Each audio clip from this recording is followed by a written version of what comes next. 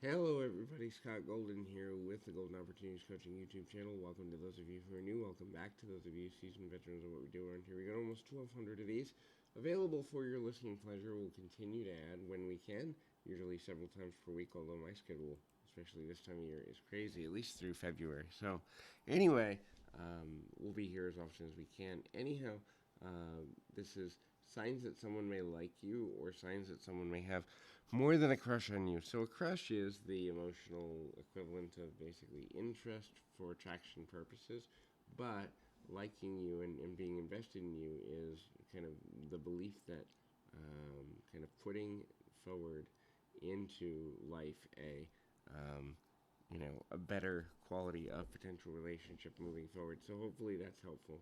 Um, what are some signs, though, that someone may like you on a deeper level? The first is they're more akin to physical touch. It could be a pat on the back, it could be a caress, it could be a hug, it could be just being physically close to you whenever they can. But the consistency of the desire to touch you, the desire to connect with you, the desire to be close to you, both physically and in terms of just a level of emotional connectivity, is important. And I'll grab my phone and be right back with more right after this. And again, we kind of have the idea of kind of, you know, using touch. The next thing is they kind of remember things about you as a person. They remember things that matter to you. They remember stories you tell them. They remember things that bother you. So they're basically keeping, for lack of better terms, a file around the idea of what your strengths and weaknesses are, what your likes and dislikes are, in effort to try to be as for lack of a better term, forthright with connecting with you on a deeper level, or having the ability to connect with you on a deeper level. Understanding how to do all of that can be,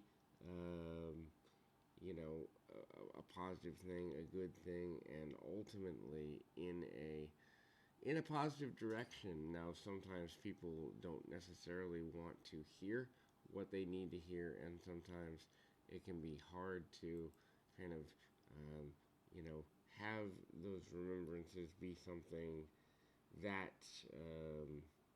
are good and are nice to remember, but also too, sometimes people want to attract into relationships quicker than is good for them. If a person is willing to remember and actively listen, there's a chance that that relationship can last further and or be more long term. Whereas if a person is only half listening and they don't remember, then they're not building real rapport. They're building attraction, but not rapport. So a person who likes you is going to be more likely to remember.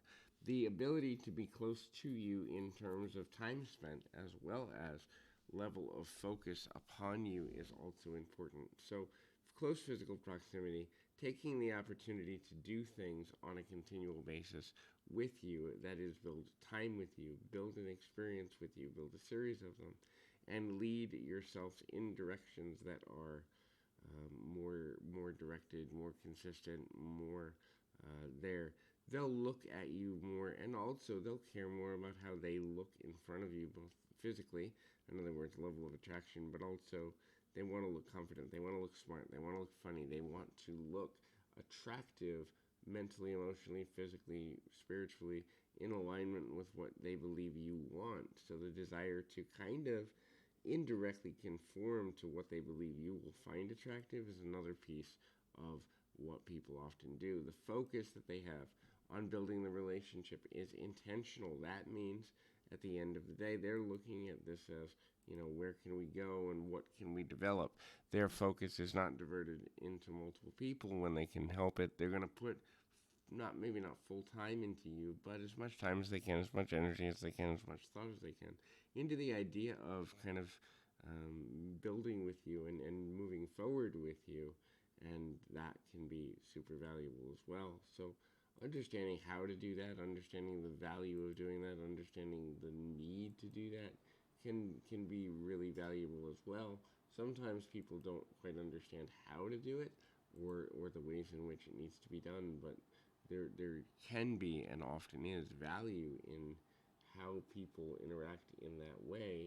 there are challenges sometimes as it relates to kind of connecting in that manner. And so, um, hopefully, this is helpful. Keep your feet on the ground, your mind in the moment. Until next time, everybody.